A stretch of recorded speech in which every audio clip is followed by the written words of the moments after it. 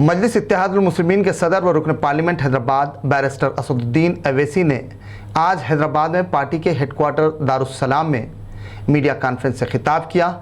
इस दौरान उन्होंने गुज़िश्ता रोज़ मुनक़िदा भारत पाकिस्तान क्रिकेट मैच, भारत में वैक्सीन की डोजेस, योगी हुकूमत की तिब्बी शोबे में नाकामी और अमित शाह के जम्मू कश्मीर दौरे से मुताल्लिक़ बात की।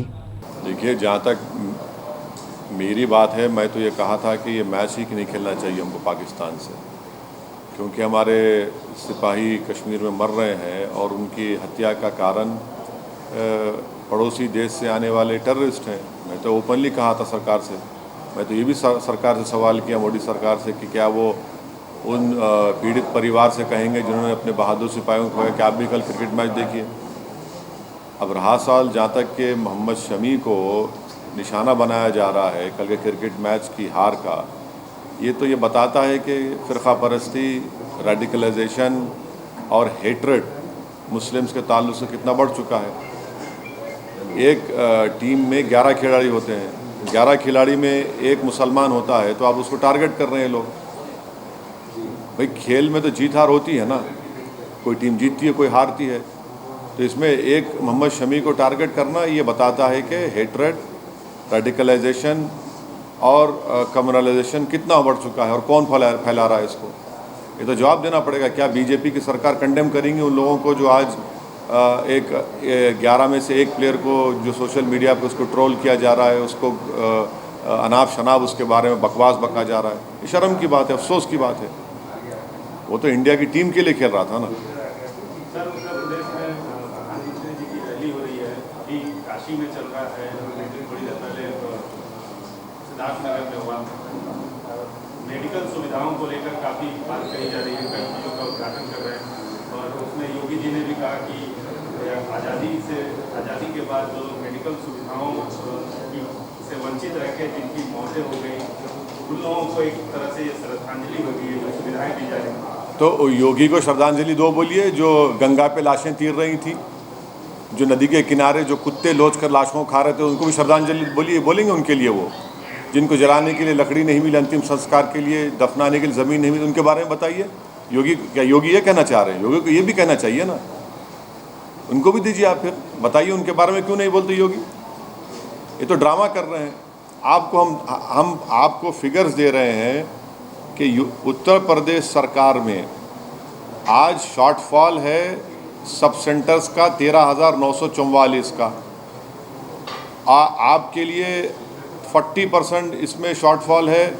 उसमें वहाँ पर पब्लिक हेल्थ सेंटर में शॉर्टफॉल है 2,936 का। ये 49% शॉर्टफॉल है पब्लिक हेल्थ केयर सेंटर में। हाँ, कम्युनिटी हेल्थ सेंटर में 53% का शॉर्टफॉल है। जो number of specialist community health centre होना, इसमें 84% का शॉर्टफॉल है। और क्या प्रधानमंत्री इस बात को भी झूठ कहेंगे कि उन्हीं की सरकार ने 22 नवंबर 2019 को पार्लियामेंट को ये जवाब देकर बताया कि उत्तर प्रदेश में 3,165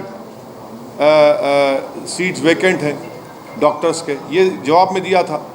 आपने कहा था कि सैंक्शन स्ट्रेंथ 4,509 है उत्तर प्रदेश में प्राइमरी हेल्थ केयर सेंटर में, और जिसमें से डेफिसिट जो बता रहे हैं कितना है, प्रधानमंत्री खुद कह दे, बता दें उस बारे में।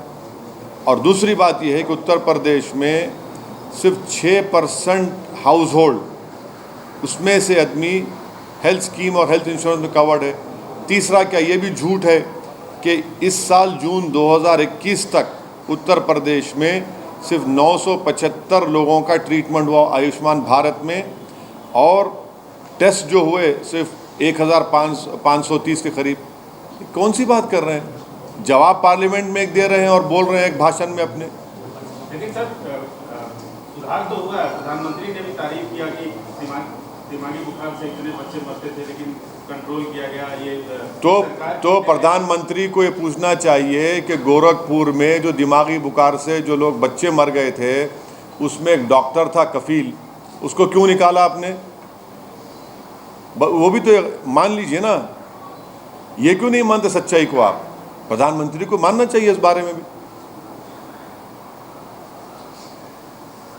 सर, अमित शाह श्रीनगर में है 3 दिन से, जिसमें उन्होंने सिक्योरिटी पे दौरा किया और कई और मुद्दों पे भी बातचीत की। और आज उन्होंने पब्लिक मीटिंग में ये कहा है कि वो श्रीनगर में बुलेट प्रूफ शील्ड के बिना आए हैं, बल्कि हम पिछले कई दिनों से देख रहे हैं कि किस तरह से वहाँ पे टेरर एक्टिविटीज़ हो रही है। और अमित शाह ने कहा है कि 2024 तक हम पूरी तरह से जम्मू कश्मीर को फ्री करेंगे।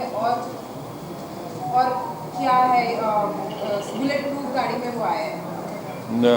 बगैर बुलेट प्रूफ गाड़ी में आए। मैं भी भारत सरकार के 2 डेलीगेशन में गया था, बगैर बुलेट प्रूफ गाड़ी उनको लेके फिरे। क्या मतलब उसका? जब मनमोहन सिंह की सरकार थी, हम एक डेलीगेशन में हम गए थे, और फिर दूसरा डेलीगेशन जब बीजेपी की सरकार थी, जिसमें लेट अरुण जेटली साहब और लेट सुषमा स्वराज भी थी, हम लोग गए तो बगैर बुलेट प्रूफ गाड़ी में फिरे। भाई, क्या ये बात सच नहीं है कि पिछले दिनों में 25 से ज़्यादा सिविलियंस की मौत हो गई है? पूंछ में एक सिविलियन को क्रॉस फायर में मर गया।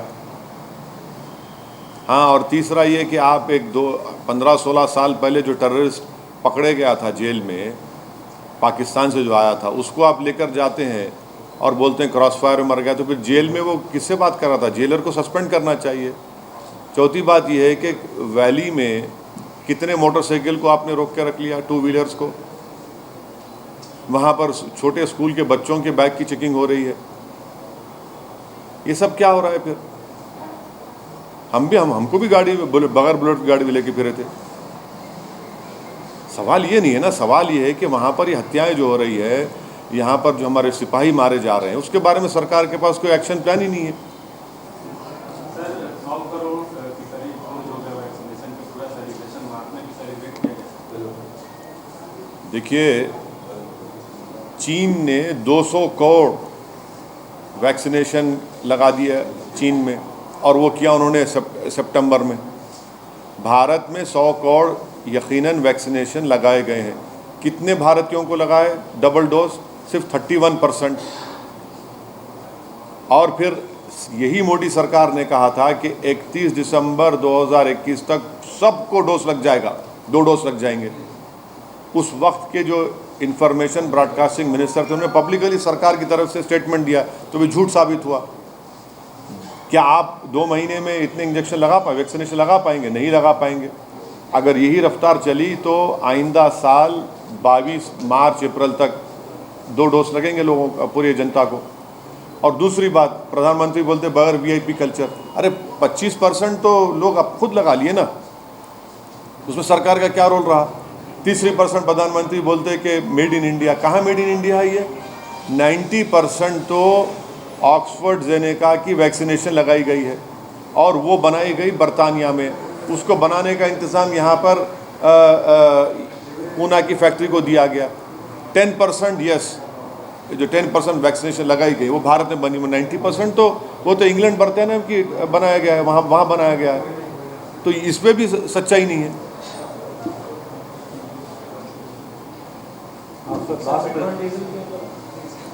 आप लोग बोलिए, आप लोग मोटरसाइकिल में फिरते, गाड़ी में फिरते?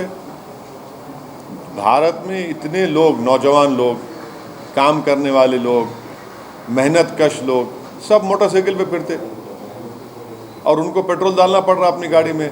और बेहतरीन काम यह कि जब पेट्रोल स्टेशन पर जाते 106 रुपये 107 रुपये का 1 लीटर डलाते, तो उनको सामने पोस्टर नजर आता नरेंद्र मोदी जी का, खड़े हुए नमस्ते करते हुए कि बेटा देखो मैंने तुम्हारे लिए इंतज़ाम कर दिया, 106 रुपये पर लीटर कर दिया।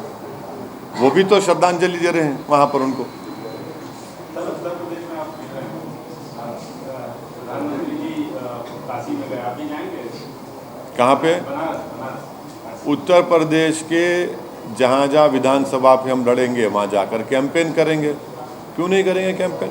हम तो जा चुके ना बनारस को, आपने कवरेज भी किया वहाँ पर। सर, कितनी सीटों पे लड़ेंगे अभी हमारी तैयारी, हमारे पार्टी प्रेसिडेंट शौकत साहब ने कहा है कि 100 असेंबली सीट पर हम लोग तैयारी कर रहे हैं, बैठ के फैसला करेंगे। सर, फिलहाल उत्तर प्रदेश में किस प्रकार की सियासी हालत को आप देखते हैं? रोज कुछ न कुछ नया हमको देखने को मिल रहा है।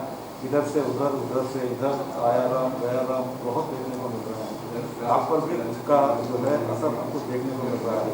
तो आपकी नज़र तो फिलहाल उत्तर प्रदेश पे ज़बरदस्त पैनी नज़र है, तो कैसे देख रहे हैं? हम अपने रास्ते पे सीधा चल रहे हैं, हमारा रास्ता सीधा है, हम उस पर चल रहे हैं। सिरात मुस्तकीम का रास्ता है, उस पर हम चल रहे हैं बराबर। हैदराबाद और सिकंदराबाद का मशहूर भरोसेमंद इदारा deals done property dealing services माहिर इंजीनियर्स और आर्किटेक्ट्स की टीम पर मुश्तमिल गुज़िश्ता कई सालों से कंस्ट्रक्शन और रियल एस्टेट फील्ड में नुमाया खिदमात अंजाम दे रहा है। रिहायशी अपार्टमेंट, मकानात, कमर्शियल बिल्डिंग, ऑफिस, इंटीरियर्स आपकी हर जरूरत को करे पूरा। इंजीनियरिंग, डिजाइनिंग और प्लानिंग, मियारी मटेरियल आपके बजट में। Deals done property dealing services.